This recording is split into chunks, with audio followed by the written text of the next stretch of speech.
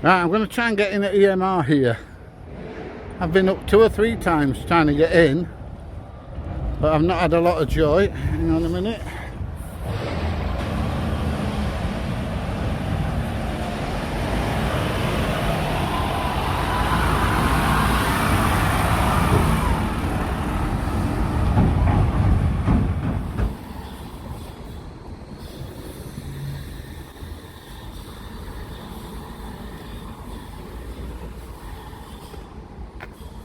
Right,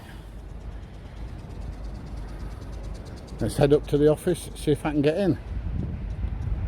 Turn this off for a minute, shall we? I'm at EMR here, and I'm speaking to a young gentleman called... Hayden Wright. I'm the general manager for site. Okay, lovely. Hayden. Yeah. Right, are you a Sheffield lad?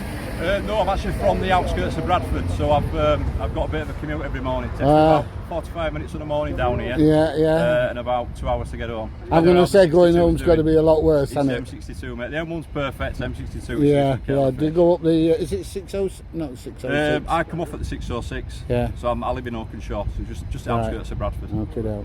So yeah, nice commute down in the morning. Terrible to get home. Yeah, I can imagine. I bet you feel like working late some days. Just sometimes it helps. Yeah, if you leave it a little bit late, you can get a bit of a you can avoid the traffic. Well, I used to travel from workshop into Sheffield, and it used to be an absolute nightmare getting. Getting in for 8 o'clock in the morning was awful. Yeah. So yeah, get down here on time. Never really get home on time as such. But... Right. So you're the site manager here. Yes. And it's a massive site. I've seen it. Yeah, quite large. It's probably the biggest site we've got in Yorkshire. Right. So EMR, we've got sort of 70 depots across the UK. And we've got various depots with different processing capabilities within a region, so that any material that comes up within that region we should be able to process somewhere. So if you can't process it here, you'll move it on somewhere else? We might be able to process it up in Leeds, where we've got a shredder site up in Leeds. We've got a large baling site up in Bradford, and we're actually known as a large shearing site, so we've got a large 1,300 ton shear on site in Sheffield. Right, okay. I know you've got your other depot down at... we've got halfway, is it? We've got a few. So we've got Worksop, which is a small feeder depot. Where's that? Do you know MBA Polymers? Oh yeah. Just at the side of MBA Polymers, next to the new Asda. So just recently opened the new Asda. I've just done canning conveyors. All right, that's quite close. Just around. Yeah. Do you deal with canning conveyors? Not to my knowledge. We might do. Yeah. If they have some kind of scrap at the end of their process, small. No, well they make massive conveyor belts, systems and things.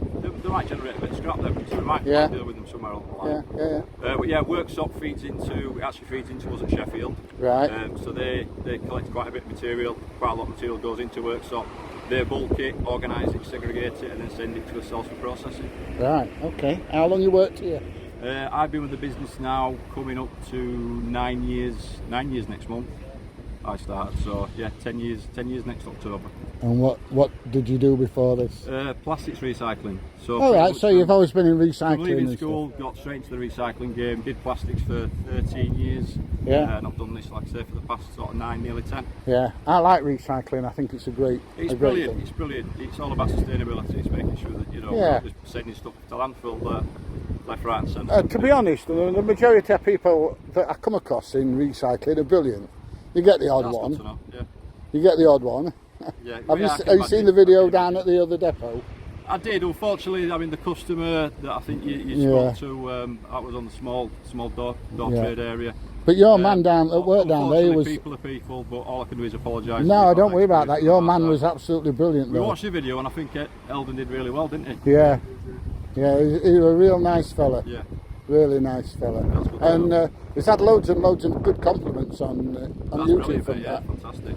So, but I'm trying to get in at the Finnish company down the road. I've spoken to Scott. Full of industry around here. It's marvellous. Every corner you turn around to something else. That's right. So what's that big metal container just there then? Right, so that's actually a barrier between the sort of main ferrous operation, if you like, and our non-ferrous and door trade operation. Right, so it's not a container then, it's just a wall? It's just a dividing wall, so it's segregated 2 different operations. So that's where we keep our door trade offload. Right. So our door trade will go into there, back up to some small scales, offload their materials, put them into various different bays and containers. And that's your other gate down there that I've seen? So we've got a separate entrance for door trade. So door trade tends to be, I suppose, tradespeople turning up in vans and stuff like that. Do you deal with the people that go around collecting scrap from houses? Yeah, that's door trade. Yeah.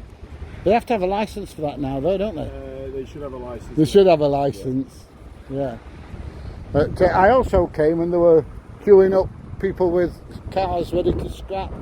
Yeah, we do. We're what we call an ATF. That stands for Authorised Treatment Facility. Right. So again, you've got to be registered as an ATF with the Environment Agency in order to depollute cars. So you've got to prove that you're going to take a car in off the street and you're going to depollute it and make it environmentally friendly to further process. So that's something that you have to do, not the people that fetch the cars? No, that's something that we have to do, yeah. Right, so we're permitted to receive these cars, depollute them, which is taking all the contaminants out of the car, the fuel, your battery, your oils, your aircon refrigerant, making it safe to further process. If you imagine if you run a car through a baler or a shear that's still got petrol in it, diesel in it, oil in it, that'll end up absolutely everywhere. You'll have fires, you'll have, you know, large scale spills.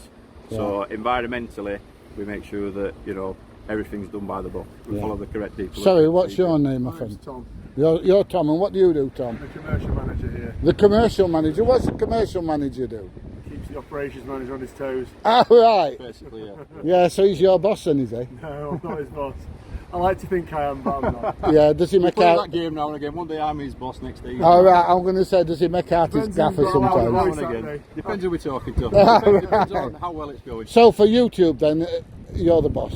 Yeah, we can say that. Yeah, okay. Yeah, no, that's fine. So how many people you got working here, roughly? We've got 23 operational employees, around about 8 admin staff or office staff, and then I think we're back up to around about 9 or 10 transport staff now. So that's drivers and transport. I must say, I noticed you run your own lorries because one's just gone out. Yeah, so we've we're got, walking up the road. I think top of my head coming in now there's for one you. coming in now. Yeah. So we've got 7 8-wheelers working out of the depot. Yeah. So they're sort of on the local collections, if you like. Yeah. So they're carrying sort of something like they can carry around about 12 tonne, depending on the density of material.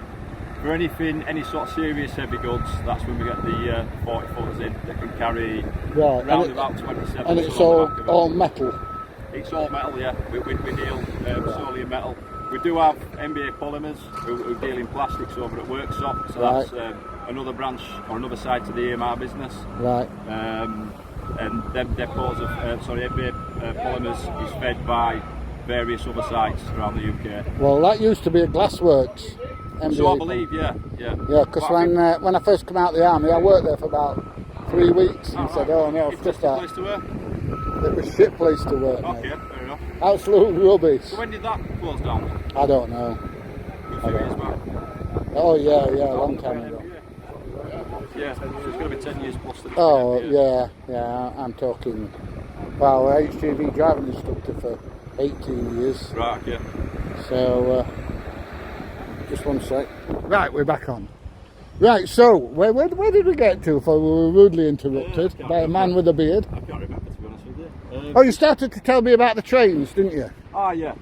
So we're on what we call a base plan. So basically that means we get train movements on a regular basis. Yeah. So we aim to load out trains at least once a week out of Sheffield.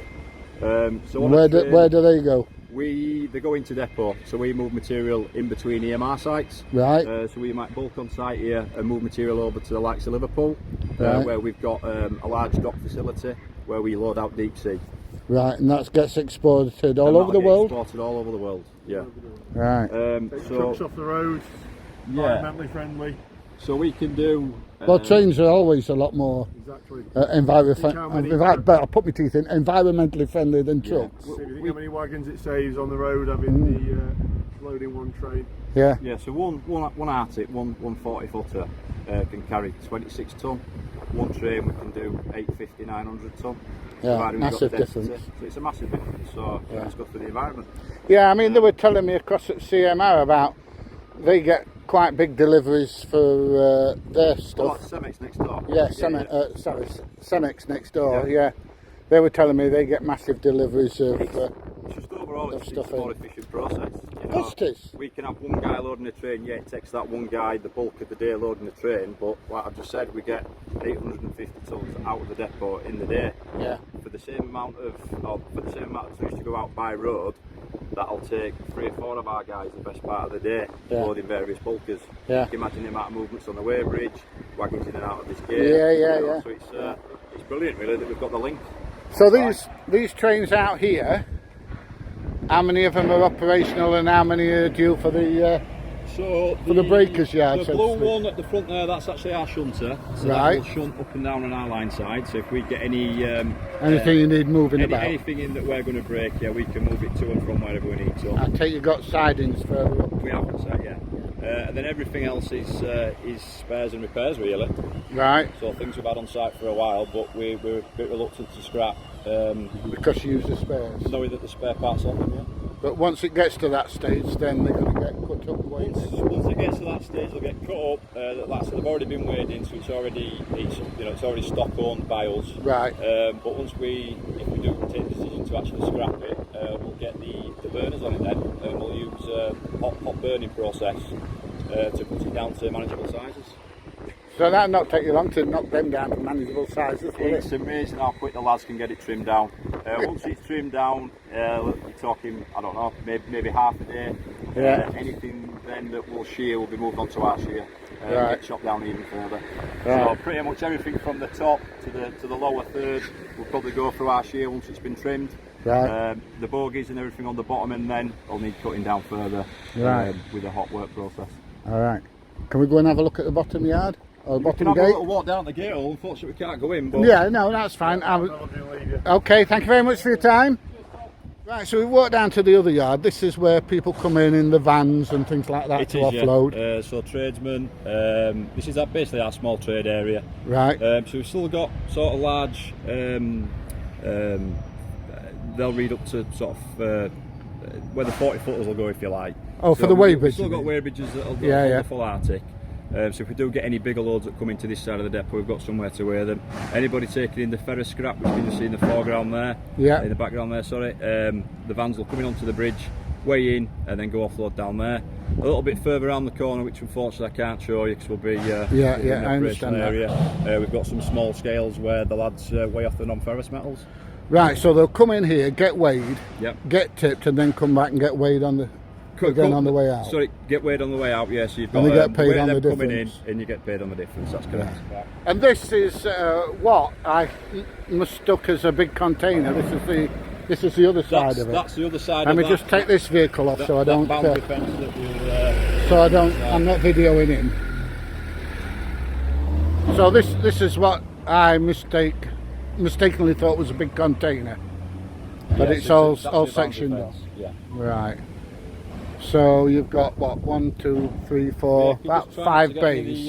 Any of the vehicles on fill, please. Yeah, try not to. Yeah. Some people and if people can get a bit touchy. If I do, I'll just blank the registration. Right, okay. Yeah. So so this was it was my idea of a container, but it's not. So how many bays have you got? About 5 or so, have you? Various different bays, probably about 6 or 7. Right, all contain different kind of materials. Yeah. Okay, then. Right, we'll have a walk back up there, shall we? Fantastic, yeah. Just like to say thank you very much. That was really interesting. Let me just shake your hand. I've not got COVID. Yeah, don't worry. And if I have, you've got it as well now. I really appreciate you taking a bit of time out to show me around. Yeah. Thank you very much. Thank you very much, Pete. All right, and I'll see you on YouTube very shortly. Thank you very much, mate. All right, cheers. So there you go. I've been trying to get EMR for ages and ages, and they've seen me, and when they saw me walking up, they come out to meet me. How brilliant is that? What a wonderful place and what a fantastic company. Anyway, if you've enjoyed the video, please give it a thumbs up, please share, please subscribe, and hopefully I'll see you, because we're in Sheffield, I'll see you in the next video. Bye everybody, see you soon.